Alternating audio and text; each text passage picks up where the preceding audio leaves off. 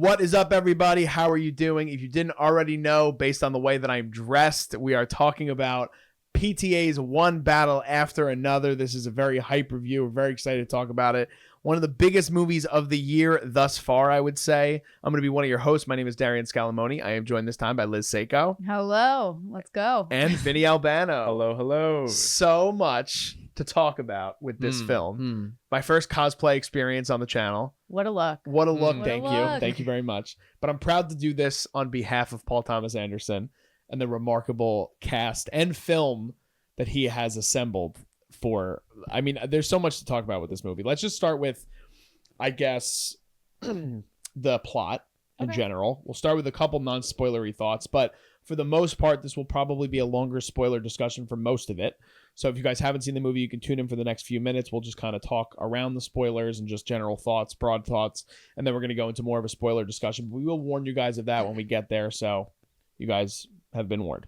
One Battle After Another. This movie is PTA's first film since 2021's Licorice Pizza. I believe it was 2021.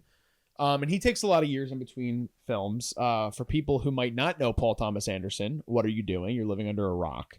But he's made such great movies as Boogie Nights, as There Will Be Blood, Punch Drunk Love, Phantom Thread, The Master. He's done a bunch of movies over his career, Magnolia. And this was one that was super hyped because it was his first collaboration with the incomparable Leonardo DiCaprio, who plays our lead in this film, a character named Bob Ferguson, aka Ghetto Pat. And he is basically, the general plot of this is he is a member of a group of revolutionaries, another one being his love interest, played by the music artist and actress Tiana Taylor. And they wind up having a child together, and there's conflict that arises, and there's a military man that they had previously sort of, I guess, staged an attack on him and the military years prior, to where he's now going after their family, essentially. And the trailers for this movie were exciting a lot of people.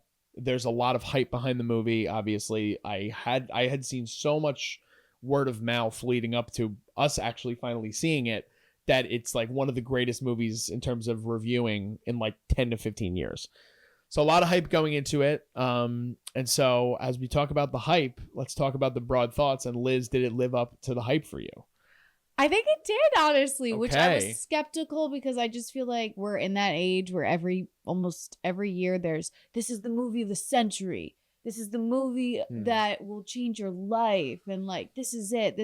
And so I was a little apprehensive going in, just because I was like, all right, like we said this about Oppenheimer. Like I knew that was going to be the one you brought I mean, up. Parasite, even people were like, this is changing the way cinema is. So I was a little apprehensive because I was like, we can't get a movie of the century every year. Every year. It's We true. really can't. But like, this is a big contender, honestly, because it's an incredible film. I was very worried about the time too. The runtime, I was like, I'm going to hate it. The quickest, almost 3-hour movie I've ever watched. Yeah. Honestly, I think the pacing's incredible. The editing is wild. You really don't feel it.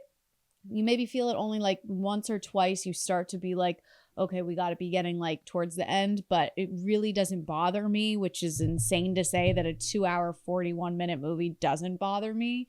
The performances are wild. There's just, everywhere you look, there's an incredible actor who is doing some of their best work, honestly. Like Leo, I think this may be one of my favorite performances of his career. Like, it's really up there for me with Wolf of Wall Street, just because I think he does really well when he's not trying to like be in like a strict little like acting cage. Like, I think when he can be funny, when he can be dramatic, when he can be emotional, is when he delivers his best work, rather than just trying to be like, oh, I'm a good actor. So I think he's doing some of his best work. And yeah, there's a lot to talk about. So that's my first thoughts. Vinny, what about you?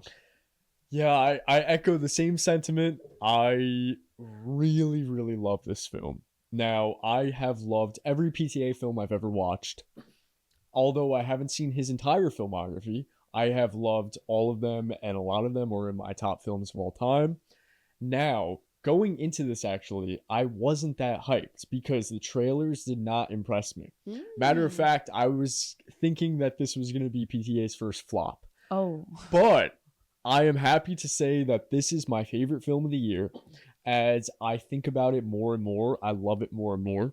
And I also, going into this review, I acknowledge that I come from a biased perspective, as I am someone who is actively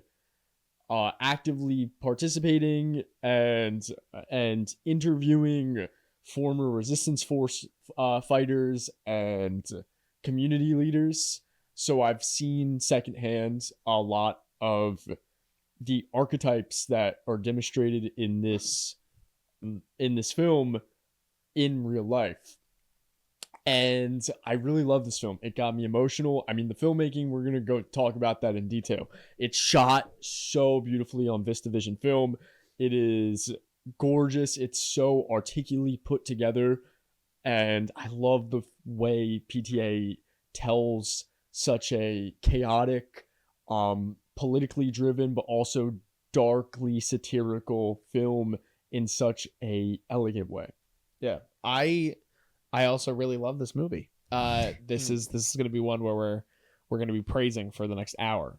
There's so much to love with this film. I think that it's PTA's, like, everyone would always say that Magnolia, and I haven't seen it, but it's like that's his epic. That's the movie that always defines who PTA is, and I think that this is probably going to replace that if it hasn't already, because I think it has so many layers to it, and there's so much nuance in terms of the way that he's able to weave all of these ideas within something that is not wholly original because it is inspired by Vineland, a Thomas Pynchon novel, but it's not the same thing. The Pynchon novel takes place in the 80s. This is a modern film, and there are a lot of original ideas that come into play when it comes to this. And so it's great to see a movie that feels so original, but also so of the time, that also is sprawling. It's filled with great technical filmmaking. It has great writing. It's great acting. It's dramatic. It's hilarious. It's dark. It's has moments of lightness. There's so much that you're sitting there and you're just like, I can't believe he's achieving all of this, like, in real time. And that's kind of how I felt with this movie. It's not my favorite of the year, but I do think it has the opportunity to grow with me.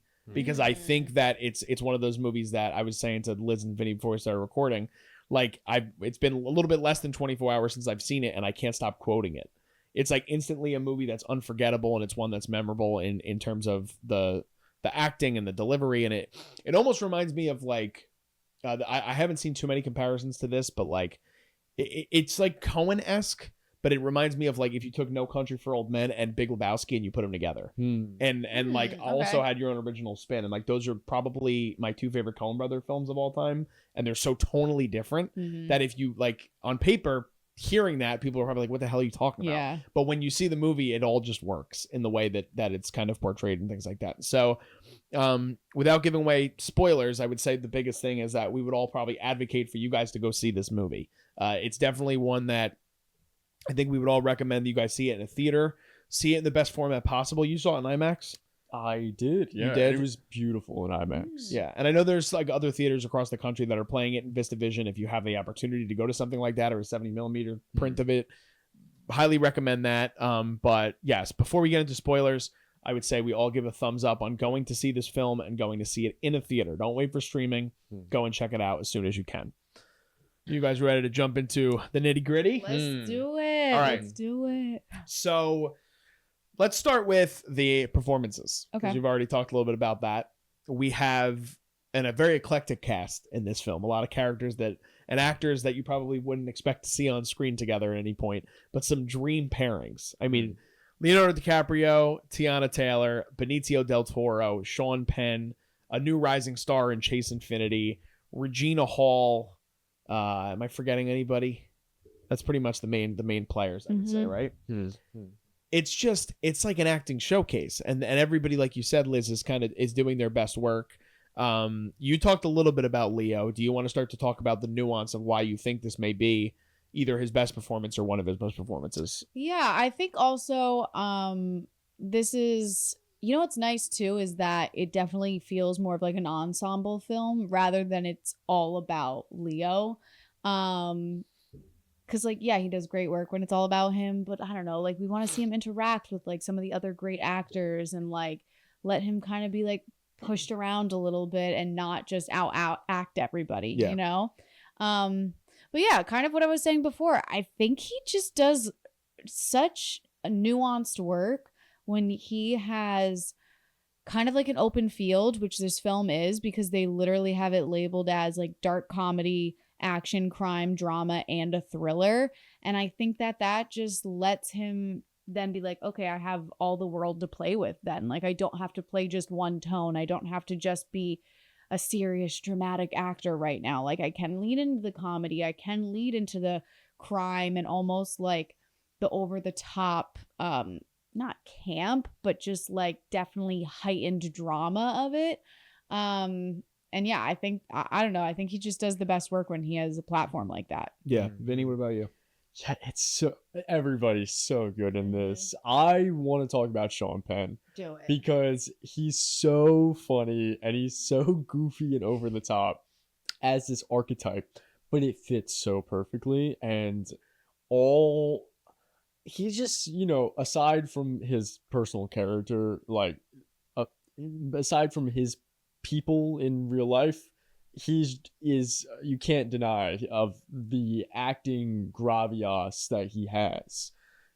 He's so physical in this film. There are little tics and mannerisms that are also played off as jokes in the film, and they're really funny, like the lip biting and the walk. No, the walk is crazy. Oh, The walk is unbelievable. Somebody had brought up it's a mixture of, and again, I don't know if both of you would know the reference, but it's like Vince McMahon, who was the guy who ran WWE, put together with Popeye. And it's literally like, if you watch it, yeah, it's to a T. It's exactly what Sean Penn is doing in it. Yeah, and it's so good. And why I praise his performance so much is there was literally moments in the film where I hated him so much. Like, I literally thought they were gonna bash his head in. Like, I thought we were gonna have like a really cathartic, which I think would have gone against the theme of the film, but regardless, I wanted to see a cathartic, just like, all right, beat the shit out of this dude now. And that is good that I felt that way, because it's props to his performance and also PTA's writing to bring such a hateable character to life. Benicio del Toro, so perfect in the film. I love the dynamic of how he's so chill while Leo is just freaking out. And it's so funny. It's honestly some of the best scene partner acting I've seen in years. Like, I just love that dynamic. I love it so much. And Regina Hall, also amazing. I want to talk about Tiana Taylor because she's just so in it. You can make the argument that she's kind of playing herself at times, but at the same time, she is so enjoyable to watch, and she has such an attitude. And the film doesn't necessarily point at the audience and says like, okay, she's a bad person, but she does things that are bad, and obviously are morally gray. So you have to, it gives it, her performance and then also PTA's presentation of it gives it into the hands of the audience to kind of decide for themselves, and I do like that. Yeah, I agree. I think that, yeah, I mean, like I could just talk probably for an hour just on the performances. I think so. I want to start with Leo for the fact that coming out of the movie, it made me feel similar to how you're feeling, and my favorite Leo performance for a long time was him in Django, and I always liked him in Django because it was the opposite of what we'd ever seen from him. Yeah, he's playing an antagonist, and I still think it's probably in my top 3 or 4 performances he's ever done. But as I've gotten older, and like Wolf of Wall Street is a movie that for me it just keeps growing on me. Like it's relentless in its tone. It's relentless in the way that it sticks with you. Martin Scorsese is one of my favorite directors of all time, and obviously him and Leo have worked together so many times. And then I started to think about what he did in Once Upon a Time in Hollywood, and how he kind of played this character where he's manic and he's overthinking, and that is a lot of what we see in this film. Mm-hmm. And it's more of him having fun with a character. And I think that as an actor, like even as great as Leo is, it's like he somewhat got pigeonholed into just playing this. Like people were like, well, he wouldn't want to do something like that. Like this is his version of the dude. Like it really is. And I do think it's one of his best performances ever. And I do think it's getting a little overshadowed by a fantastic performance by Sean Penn, because I don't think that it's just so different from what we've seen. Like, when has Leonardo DiCaprio ever played a stoner? Like that's what we're seeing on screen. So I love him in this film. Sean Penn is terrific. I agree with the physicality of all of it. I love that they poke fun at him so many times. I love that we have a moment where Chase Infiniti asks him why is his shirt so tight. It's great. Everyone was thinking it the whole movie. Yep. I'm so glad we get that. There's so much with his performance as well. Tiana Taylor is so commanding on screen. I wish she was in this film a little bit more, but obviously for the story, doesn't make sense for her to be on screen more. Regina Hall, somebody that I'd know best for Scary Movie and Malibu's Most Wanted. It's great to see her flex some dramatic muscles. And if Sean Penn weren't in this film, Benicio would get a nomination. And I think, unfortunately, as great as he is, and I agree with you, Vinny, it's one of my favorite pairings on screen in such a long time. It's like I would want to see a film like The Nice Guys in the vein of like Benicio and Leo, like that, like their characters in this film. Yeah. There's just so much to love about the performances in this movie. And then the one that we haven't really touched on yet is Chase Infiniti, who plays Willa Ferguson, Leo and Tiana Taylor's daughter. And Liz and I were talking. We were like, "What was she in?" And I was like, "She played the daughter in Presumed Innocent, this big Apple show." And I just think this is like one of those performances where like she's gonna get everything. This girl is such a breakout and is so great amongst being opposite scene partners with these unbelievable actors, including Leonardo DiCaprio, including Sean Penn, that the sky's the limit for her. And I hope she gets a nomination for this, because I think it's really just about category where they're going to place her, because I had seen that they were saying she might be lead actress. So it'd be interesting to see how they decided to kind of navigate that. But I think she's also fantastic in this. What did you think about her performance in this? I think she was great. I think that, she had to have been some sort of nervousness, like performing against like these huge stars. So I think that she really held her own. I think that she held her own individual scenes. I think that her physicality is really amazing. I think she's just present. I don't think she's going to get nominated, to be honest. I think, yes, it's a great performance. I think what makes a great Oscar performance, though, is that film would not have been what it was without that role. And I don't know if I think this film still would have been just as incredible and just as great if they had cast somebody else other than her. But I think Oscar nominations and Oscar winners, like that film would have not been what it is if for those roles. Do you know what I mean? Yeah, for sure. And a part of me just thinks like, yes, she was great. She had incredible material too. And she had incredible people around her, which then also like helped make it a great performance. Yeah, for sure. So yeah, I don't think she's gonna get nominated, but she could. I could be wrong. I could totally be wrong. I don't think she's gonna get nominated either. I just would like her to be. Yeah. Based on what I've seen this year.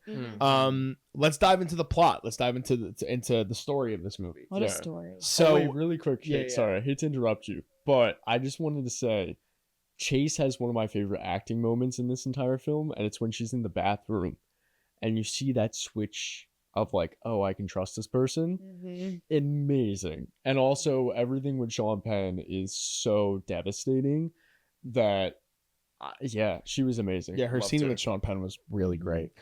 His character, one thing that I didn't really get to talk about, I think what's so great that PTA did with that role is not just make it like some bravo, like, man, like I'm unaffected, I'm not emotional. This man is actually the most insecure person in this entire film. Yes. And like clearly is the butt of every joke and knows that he's the butt of every joke. And like there's a deep sadness in him, which like of course you still hate him and he's absolutely the villain, but just to like bring in that level also, of not making him one noted and like the typical like army man. Brilliant. Brilliant writing. It also adds a layer of that dark humor. Like there are Yes. moments, like it's a character obviously you don't want to think of a lighter tone because obviously he's a terrible person, but there's some of his mannerisms that are so unbelievable that you can't help but laugh. It's like you're that. just like, what a freaking goofball this man is. Like, Yeah. he's just so unaware of like what 100%. he's doing. Yes, absolutely. All right, diving into the plot. So this film, you have one time jump. We get like the first 20, 25 minutes, probably 20 minutes of the film take place in, I guess it would be, what, 1999? I think, right?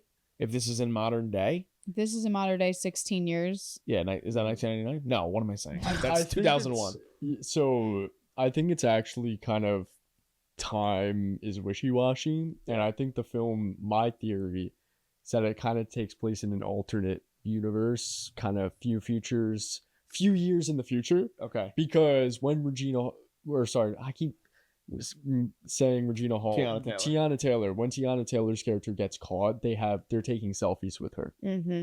Oh, yeah, good point. Okay. So, yes, maybe it's an alternate history, alternate reality. You're probably accurate on that. But basically the beginning of the film takes place 16 years before our whole narrative, basically, that shapes out. And you see the start of Tiana Taylor and Leonardo DiCaprio and Regina Hall and all these people, Alana Haim also, who I forgot to mention. Alana Haim. Cameo in here. They all play these revolutionaries who are against the government. And that's kind of the opening of the film where we see our first look at Stephen J. Lockjaw. What a name. Is Sean Penn's character, the Colonel. And I love the work that him and Tiana Taylor have together in the beginning of the film to kind of show that weird dynamic between how he's just so enamored by this woman that literally had a gun to him. And that sets the stage for the whole movie, essentially. And so I had said, and we could talk about it because I said, and I wasn't saying in a negative way before we started rolling. I said I thought it just took a little bit too long to get us into where we were going. And not dramatically, maybe a few minutes, maybe a couple of beats that I didn't think we needed. But I do think, again, it's still very necessary for where we go for it. And I think part of it is that I just kind of wish that we saw maybe even more of Tiana Taylor. Like, I think that now I haven't seen 1001. You said it's called, right? The film that she was in a couple of years ago. I believe that's the name of it. I'm pretty sure that's it. And I haven't had a chance to see it yet, but everyone has been praising her performance for so long. And I was so excited to see her like opposite Leonardo DiCaprio and Sean Penn. And it's like, they give you a taste of it. And then she's not in the film after that, which is sad. But it makes sense for the story. So, but when we get on that thrill ride of kind of throwing us 16 years into the future, modern day, it's a great setup. I think it's a great setup for a great movie. What did you think about the way they opened it and kind of driving us through this crazy narrative? You talked about it on IMDb. It's categorized in 5 different genres that are nothing alike. Yeah. So, I mean, it throws you in right away. I actually really loved the beginning. I think that if it didn't start off, I didn't think it was slow at all. Like, I felt like it was just like, boom, like, we're not going to explain who these people are. You just kind of got to figure out what they're doing as you're going along with it. And I think if they didn't start with that momentum, it would have dragged. And I would have felt the time of the film. But they tackled so much in that first little, like, probably 30, 45 minutes. I mean, they talk about revolution. They start bringing in the politics of what's going to kind of sprinkle on throughout the rest of the film. But then they also talk about like these other conversations of like, when you're younger and when you don't have responsibilities, yes, you do want to take over the world and like you want to change it and you want to do all of these possible things, but then you grow up and like then they start having a baby and then she's like, I just think it's such brilliant writing that he does in the first 30 minutes of tackling all these conversations of having a responsibility now and like, can you give up the past? Should you give up the past? Is it wrong that she left her kid? Is it not wrong? And I just love that he opens up these conversations and lets the audience kind of walk away and start marinating on what their feelings are toward her, rather than saying like, yeah, what she did was messed up, or like, hell yeah, she deserves to go change the world, and that's what she's always wanted to do. Just because she had a baby doesn't mean anything. And I think even just the shot of her pregnant shooting the machine gun, like that shot said so much. And it was a crazy moment, obviously. Like people were kind of like being like, what the hell? Like from that shot in the audience, I could hear like, oh my God, oh my God. But he's such a visual, he's such a creative visual person, PTA. And I think that if he didn't have that strong establishment in the beginning, none of the themes would have been able to be carried over throughout the whole film. Yeah, that was perfectly put, honestly. I really love the beginning. I love how it's edited. I love the story economy of, honestly, the entire film. I was surprised how focused the film was, but even that kind of exposition first act is told in such an efficient and economic way of like, we're getting exactly what we need in a natural way. It's not like, okay, guys, I'm gonna tell you, gonna voice over for like 3 minutes straight. This happened and then this happened and this. No, like we get it. It's so perfect. It's not too much. It's not too little. I really loved it. I remember being in the theater and thinking, wow, this has me locked in. Like from the get-go, locked in. Even the opening shot of just Teyana Taylor. It's not like it's not a crazy opening shot. It's not anything that's like composed in like a dramatic way or anything. It's just her walking on the sidewalk, looking down at the immigration center. And it's so natural. Like it establishes that we are boots on the ground. We are with these people. It's not like the way PTA uses the camera and editing and also the use of score in this opening establishes how grounded we are. We're literally on the ground with these people, and I loved it. Yeah, it thrusts you right into the action, and immediately as the audience makes you be like, what is she looking at? What are they going to do? Where are they going to go? What side is she on? Yeah. Like who is she? Like, I don't know. Right away, I was like trying to figure out like, okay, is she going to be like helping them? Is she kind of keeping them in there? Like what's going on? And then, I just think it's beautifully written from the beginning. I think it has this beautiful crescendoing effect throughout the whole entire film where it just continues to build and build and build. And I'm glad you brought up the score, Vinny. And not that I would have forgotten because it's so memorable, but I did want to talk about it because Johnny Greenwood kills it in this movie. The piano work that he does in this film and so much of what builds over time with his score and changes in this giant tapestry of what this movie is. It's really sets the stage for so much of what we see throughout the movie. And I really think it's probably one of the most memorable scores that like I could remember in recent times. Like I just think it's so grounded, but it's also operatic at times. You know what I mean? Like it just constantly builds and it's anxiety inducing and it makes you feel the tension, even though it's cut through with humor. And there's so much to love with this movie. Like again, I want to talk about the way they mix genres because that's something that on paper could just go so entirely wrong. You know, like there's so much that they tackle with this film where they're walking that very hard balancing act of like, we're going to deal with something very serious and then we're going to hit you with something like really funny. Like one moment in particular for me, and then Vinny, I would love to hear your thoughts on all of it, but like a moment that stands out to me, which like every time I think about, like me and my brother were just going over the movie after we walked out yesterday, just laughing at when you finally think, all right, we're moving forward and Bob's going to escape and he's following these skateboarders and he tries to jump from one building to the next and he just completely whiffs and smashes into a tree, busts his ass, and then doesn't know where he goes, and then he immediately gets tased and captured. And to me, it's like you go from this moment of like, all right, man, like we're getting immigrants out of here. We got to make sure that we get everybody to a safe place. We got to make sure that Bob makes it to his daughter. And then it's hilarious. It's the fact that he's so affable that he just you can't help but laugh when he gets tased. Like Yeah. you're like, and this is like the guy you're supposed to be rooting for.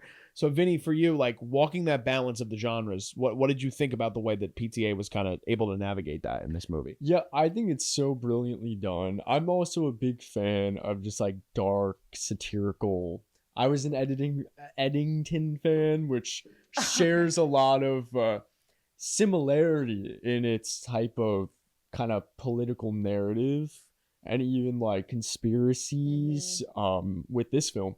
And it's released the same year, which also, like, side note, I think Eddington and this film are such like awesome capsule pieces for our history. Like looking back, like let's say 30, 40 years from now, we're going to look back at this time and be like, oh, these were the type of movies that people were making in this type of climate, which is going to be so interesting to think about. But regardless, I love the use of comedy. I love how PTA makes, you know, these white supremacists and these fascists look like complete buffoon, like idiots. And like their name, what is it, the Christmas Club or the something? Christmas Adventurers Club. Yeah, Yes. like that shit is so good. I love how they it's so hammed up in a way of like, yeah, these people are idiots. There's no other way to look at it. And they just fall into that trap. I also love all the lines of dialogue, like I mentioned with Benicio and Leo's character. It's funny. It's just hilarious. But also like I mentioned, I was so emotionally attached, maybe that being from a biased perspective with this film. At the same time, we're cutting back to Chase's character. And I'm literally like on the verge of like crying multiple times because of how intense it is and how I feel it. And everything going on in the desert, of how tragic that is, but also how beautifully put the film makes it. It's incredible, honestly. What a great tone. Yeah, for sure. Liz, what about you? What do you think? I mean, so I think with the comedy, I think there were moments for me that I was like, ooh, that didn't land like as great. But you know what? Having it be such like an epic film, like it's okay if not every joke like makes me laugh, because then it like I heard somebody else laugh. And I think that's where it does get hard with these types of films, is like, yeah, you're not going to be like straight up belly laughing. Sometimes you will, because there will be something ridiculously said, like the one that comes to my head is when they were like robbing the bank in the beginning and the girl's like, everybody check my face out, like I'm jungle pussy. I was like, what the fuck are we doing right now? But I think that in order to make something great, you do have to kind of just throw it against the wall sometimes and see what lands. Like you can't do these little tiptoe jokes. Like you need to make these wild jokes, and especially if it's going to be in this sort of like film where things are over the top and things, crazy shit's happening everywhere, like the jokes need to be over the top and kind of wild also. Yeah. So I think he did a good job. I mean, PTA never really made, like, he is able to throw in jokes in his films, so I wasn't surprised that he had comedy in this.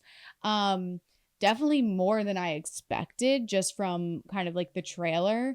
But I think he did a great job with it. Yeah, I think that's the genius of this movie, though, is that he's able to also walk there's comedy in the extremes of the political spectrum that he plays within in this movie on both sides. You know what I mean? Like even the jungle pussy is something that literally you have a callback later on when the Christmas Adventurers Club are having a meeting and they were like, yeah, Miss Pussy. She was, and it's like that stuff is ridiculous and it's so over the top, but it has that payoff effect to it, you know? Yeah, I actually want to quote, I'm gonna paraphrase our lovely Mark Jacobino. I read his Letterboxd review, and Mark put it perfectly. How I feel is that once you remember that PTA is some white dude in his 50s, it's crazy that like the way he writes these characters' dialogue. It's so, I don't want to sound like, I feel like hip is the wrong word to use.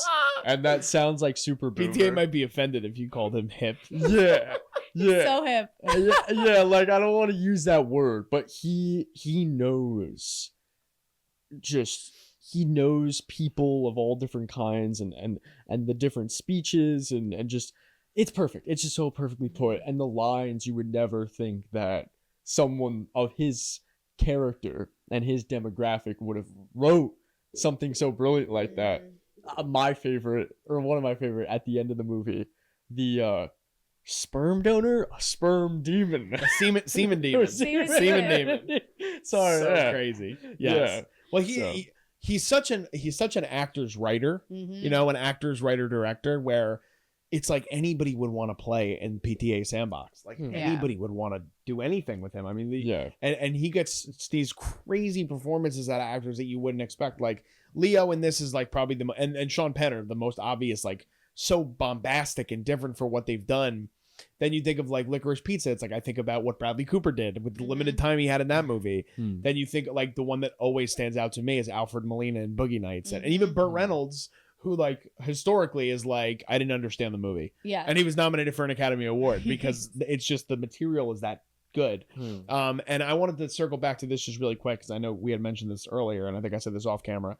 So we were talking about how great Sean Penn is in this movie, and he came out recently and was saying since Gus Van Sant's film Milk, which won him his Oscar in 2008, he has basically been phoning things in because he's lost his love of acting, and this was the film that made him feel like he could come back into his own in terms of the art form. And it's so obvious. It shows. It's so obvious. Like I couldn't tell you off the top of my head how many Sean Penn performances I've seen since 2008 because he's obviously kind of lowered and lessened his workload since then anyway. But he was such a tremendous actor in the 80s and 90s, and he was like always at the top of the call sheet for so many roles and so many characters. But it's like even him wanting to, and it's not like he was in Licorice Pizza too, and I thought he was he was pretty good in Licorice Pizza, but it wasn't up to Sean Penn. This is Sean Penn at his best. This is like he's transformative in this film. 100%. Honestly, there were moments like I think when I first saw the trailer, like there was a glimpse of him, and I'm like, who is that?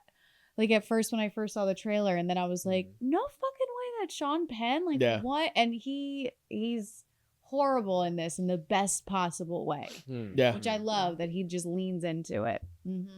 Absolutely. The script is so good, man. I mean, there's so many.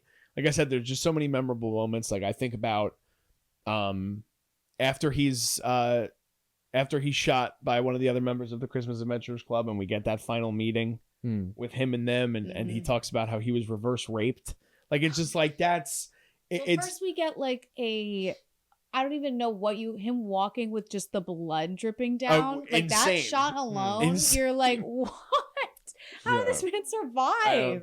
Like he's a tank. I love that he survives though, and he dies in like in the most glorious and epic way that he could have, like thinking that he finally gets the room in the corner. Like that's what I also loved about this writing is like he's doing all of this work just to get an office, just to get a normal, boring office. Well, to feel fulfilled, like you talked about the insecurity of his character, but it's true. Like it's this tragic fulfillment that he needs, and he'll do anything, even regardless of his love, which is like the complexity in just that alone makes that's one corner of this large quilt of ideas that PTA brings together, and it's why this movie is just so damn good.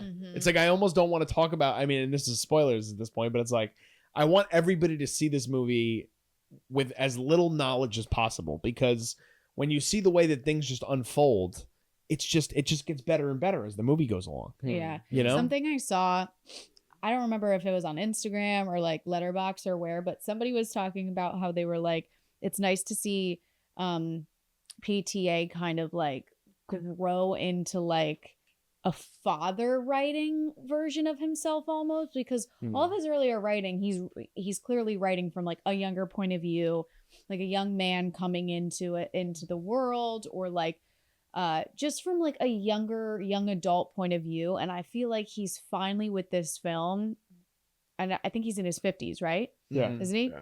Like writing, like this felt like this was coming from almost a father's point of view, which he is a father, which it's kind of nice. Like I want to see him now kind of handling these more mature conversations rather than like, oh, a boy like going into like the porn industry and things like that. Like that was an amazing time for him in his career. Now let's see what it's like of a father having to protect his daughter, of having to know like the stuff that he did in the past, like how is that going to affect her now? Like I love where he's starting to go with his career, and I hope he just keeps building and building on like what he's learning in life. Yeah, I think he's one of my favorite things about him as a director, regardless of what I think about potentially the quality of some of his films, is that he is an era filmmaker. You know, like it's like, and because like it totally makes sense what you're saying, and it's valid, but it's like Boogie Nights came out of a 24-year-old kid. Yes. And it's like, yeah, what, like,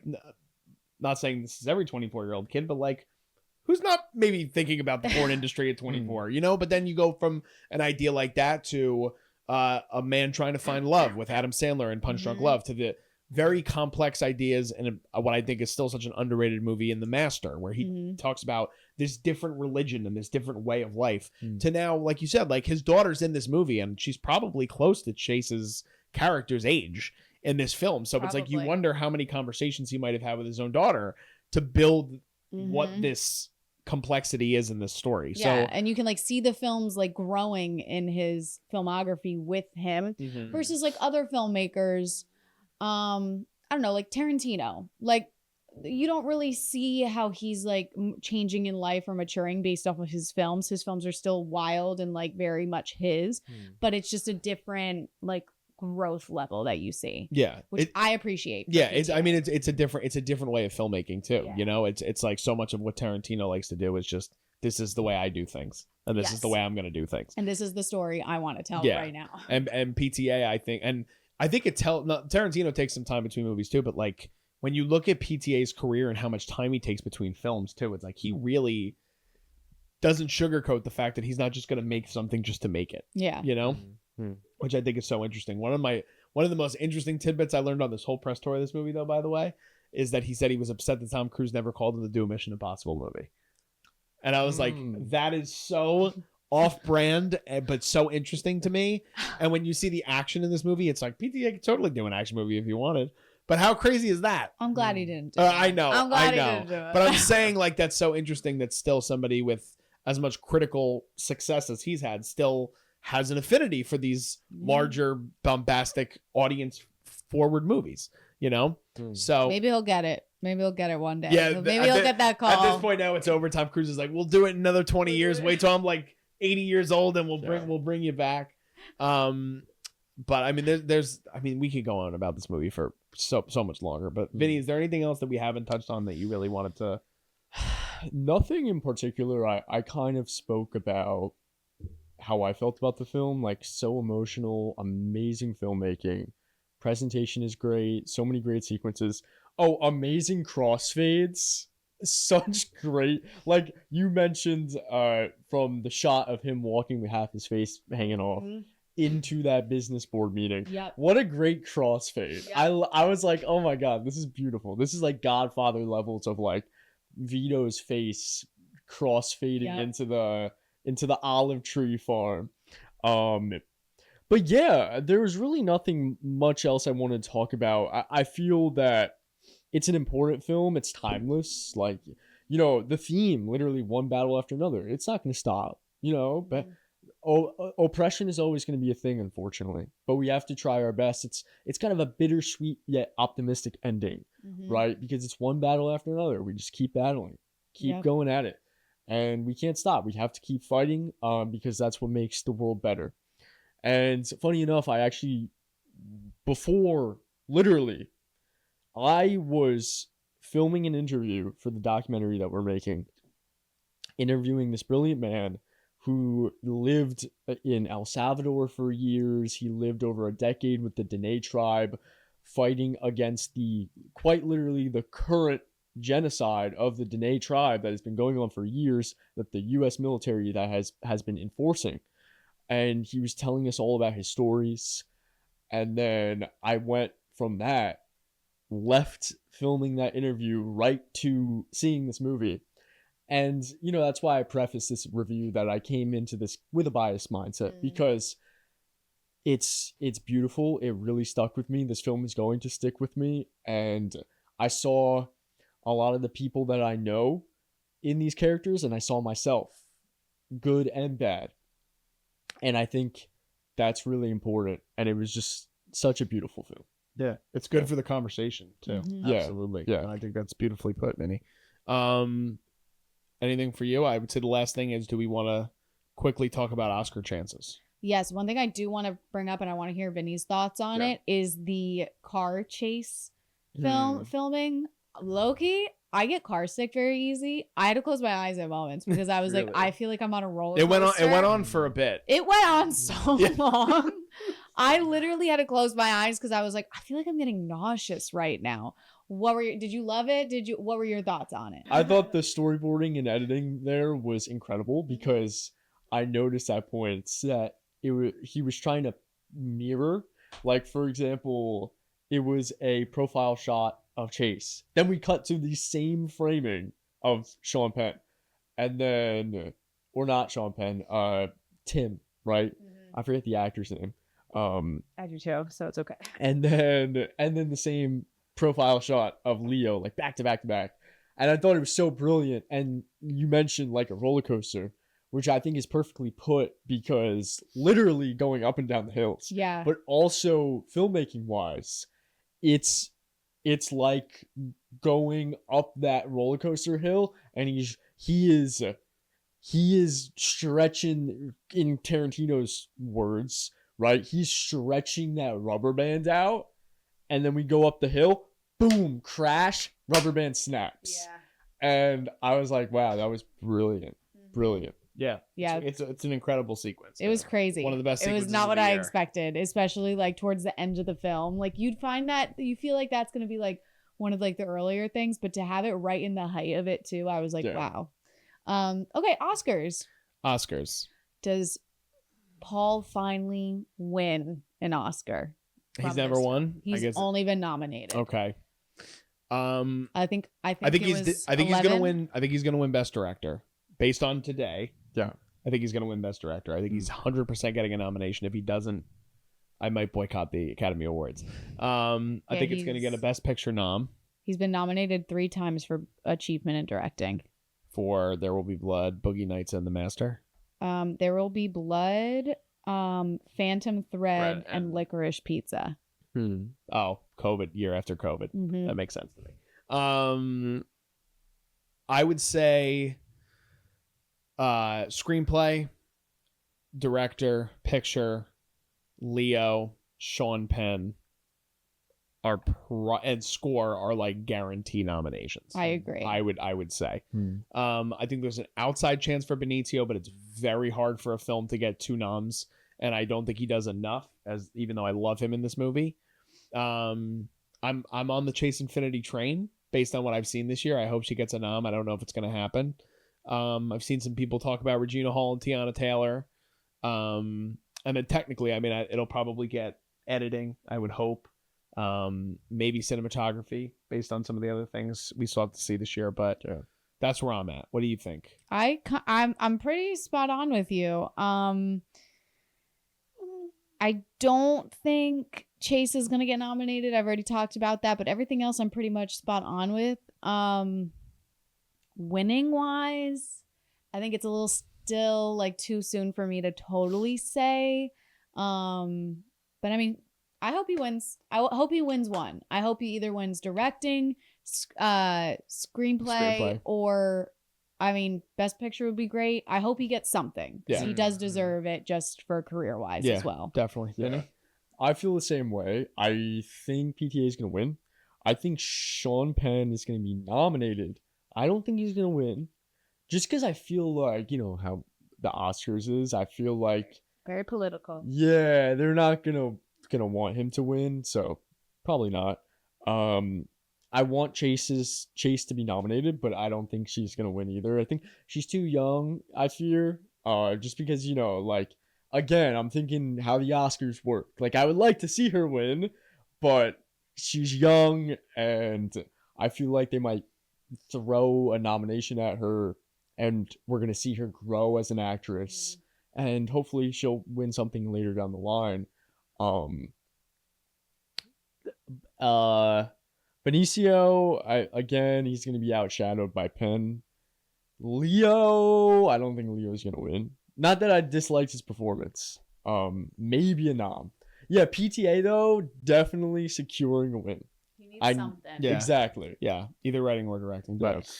all right, it's time for scores. You guys ready? Yeah, who's going first? You want to go first? You look nervous. I'll go first. I don't All right, care. go ahead, Liz. I really enjoyed this film. I think it's really great. I think it's brilliant. I don't know if it will be the film of the century. Only time will tell. But it really great. Lives up to the hype. The only thing that's preventing me from giving it a full 10 is I wish I was as emotionally invested in it as you were, Vinny. Hearing you speak, like, I'm jealous, kind of. I wanted that. I wanted to be a little bit more emotionally involved, because I feel like in order for me to give a full 10, I need to have, like, I want my heart, like, just totally invested. And as entertaining as it is and as perfect as it is, there's just something that emotionally I was not fully invested in. And so for that, I have to give it a 9.5. Okay. You want me to go, Vinny, or you want to go? Yeah, you can go. I have the same score. Ooh! And for literally the exact same reason. There are two films that I will do reviews for later in the year that you guys will see that are both 10s for me. And they're both 10s for me because they evoke that emotional response. One of the films is one of the only movies I've ever cried during. In like a two You gotta hands. cry during more films. And I do. It's my numbers are like doubling as I get older, so it's gonna happen. But but the technical achievement of this movie is really incredible to behold. I was so nervous going into it with the hype that I was like, and it was something where I've talked about. Well, I haven't talked about this because I didn't do the review, but I really like if the films of the year ended today, Weapons is in my top 10, but it didn't hit for me the same way it did for a lot of other people. I still really liked it. It was a little overhyped for me. This film lived up to the hype, and I'm so happy that it did, because I agree with you, Vinny, and I know you probably didn't see them because you're not a trailer person. I was nervous with the trailers of this movie. I thought it was going to be good. I didn't think it was going to be amazing, and I did think it was a pretty amazing movie. So 9.5 is going to be my score as well. Vinny? I was actually gonna give it a 9, but now that I'm hearing you guys, I gotta match it. I'm doing a 9.5 as well. I'm shocked. And- I thought you were giving it a 10. Yeah, so I have to watch it again Okay. because I'm only half a star away from a 10. But Shocked right now. yeah, I have to see it again, I think. Just because, before I give something as high as a 10, and also, like, I'm thinking of, like, PTA's other films, and for me, There Will Be Blood is a 10 out of 10. Okay. So, do I think it's as amazing as There Will Be Blood? I don't know. I'll have to see it again. But by far, the best movie I've seen, or my favorite movie I've seen of the year. So yeah, 9.5. Yeah. 9.5. Well, we're all there. We matched. I'm That's shocked. great. Well, let us know in the comments, what did you guys think about One Battle After Another? Did you love it as much as us? Are you a part of that very small select few that maybe were a bit underwhelmed or disappointed with this movie? We'd still love to have a conversation with you guys in the comments about that. Let us know what you guys think certain Oscar chances are for some of these people. We are very close to October, the last quarter of the year, where we are going to literally throw ourselves into award season, which I cannot wait for. I know Liz is also very excited for it. Give this video a like if you guys can. Subscribe to us here at the Culture Wave Media Network. We're covering a bunch of other things on the channel. We have reviews up right now for Him, A Big Bold Beautiful Journey. We're covering Peacemaker week to week, Gen V. Other upcoming movies we're going to be covering, like The Smashing Machine and Sentimental Values, coming in a couple months, and I feel like there's a lot of other stuff coming. I can't think off the top of my head, but there's a lot of stuff. So stay tuned for that and follow us on social media. If you guys don't, all that stuff is below me in the video, and it's also in our YouTube description. Just signing off, I'm Darian Scalamoni. I am Liz Seiko. And I'm Vinny Albano. And we'll see you guys next time. This is the culture.